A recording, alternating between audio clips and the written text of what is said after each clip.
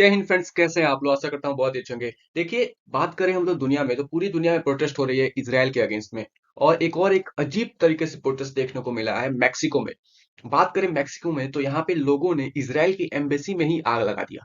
सोचिए, एक act of war के द्वारा किया गया है। एक एक्ट ऑफ वार ही है एम्बेसी पे अटैक करना, आप लोगों को पता ही होगा। बात करते हैं हुआ क्या है, डिटेल्स में समझते हैं। देखिए, आप जितने भी न्यूज मीडिया देखे, हर जगह यही हुआ है कि Israeli embassy in Mexico set on fire. Israeli embassy मतलब हर जगह यही है, क्योंकि देखिए, एक एम्बेसी पे अटैक करना मतलब किसी देश पे ही सीधा अटैक करना एक एक्ट ऑफ वार होता है। ठीक है, देख रहे हैं आप लोग, फिगर में देखे तो जितने भी नकाबपोश आदमी है, उन्होंने यहाँ तक, ये एम्बेसी है, ये एम्बेसी की बाहर का द्वार है, वहां पे आपको दिख रहा है कितनी तरीके से आगजनी की गई है। और पूरे भयानक प्रोटेस्ट हो रहे हैं पूरी दुनिया में इसी को लेके। लोग अपना अलग अलग तरीके से गुस्सा निकाल रहे हैं इसराइल के अगेंस्ट। देखिए, आपको पता ही होगा कि फिलिस्तीन में जो जिनोसाइड हो रहे हैं उसका इल्जाम इसराइल के ऊपर लगाया जा रहा है। और यहाँ पे बात करें हुआ क्या मैक्सिको में, तो आपको बताऊं कि इन्होंने वाल जो होता है ना, दीवार है ना, जो एम्बेसी का दीवार है, उसके ऊपर इन्होंने आग लगा दिया। सोचिए कौन थे वो प्रोटेस्टर, थे 200 के करीब आसपास लोग आए। ठीक है, ये लमास दे चेप्टुआ मतलब एक जगह का नाम है मैक्सिको में। वहां पे ये लोग आए, और आपको बताऊं कि उन्होंने वहां पे नाकापोश तरीके से और पूरी तरीके से उन्होंने आगजनी की। क्यों किया? देखिए, और इन्होंने आग लगाने का अचानक से इन्होंने आग क्यों लगा दिया? आग इसलिए लगाया क्योंकि जो इजरायली था ना, इजराइल में मैंने वीडियो बनाया होता है, इजराइल ने एयर स्ट्राइक कर दिया कहाँ पे? गाजा सिटी में। और गाजा सिटी में वहां पे किया जहाँ पे रिफ्यूजीज रह रहे थे। वहां पे इसराइल ने बोला था हम अटैक नहीं करेंगे, लेकिन वहां पे इसने अटैक किया और 45 लोगों की जान गई। और इसको लेके पूरी दुनिया में प्रोटेस्ट होने लगा, पूरी दुनिया में हैशटैग ट्रेंड होने लगा, पूरी दुनिया में ट्रेंड करने लगा ऑल आइज ऑन गाजा। और इसी को लेके अलग अलग लोगों ने तरीके से गुस्सा निकाला इसराइल के अगेंस्ट में।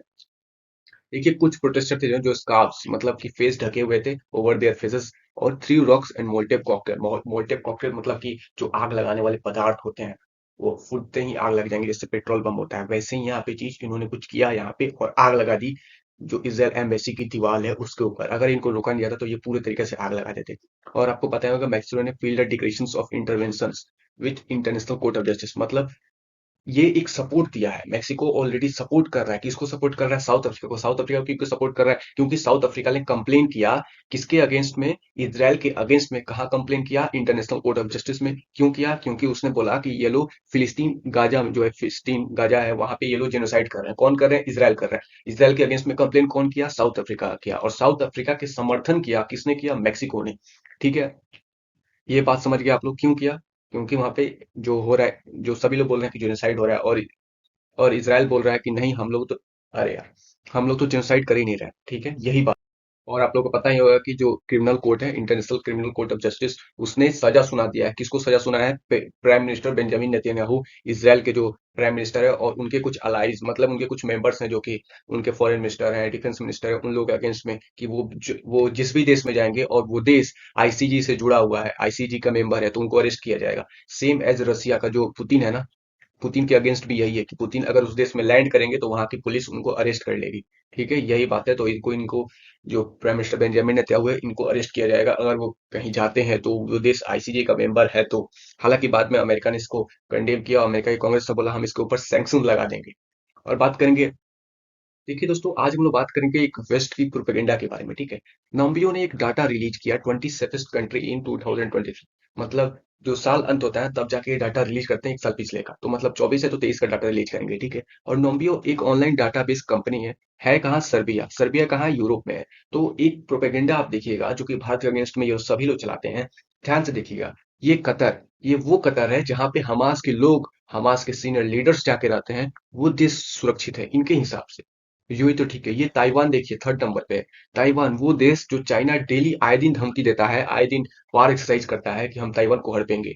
ये देखिए, हांगकांग देखिए, ये चाइना का पार्ट है। चाइना आपको कैसा लगता है कि यार चाइना का ही पार्ट है, और ये चाइना का पार्ट होकर ऐसे सेफेस्ट कंट्री कैसे हो जाएगा?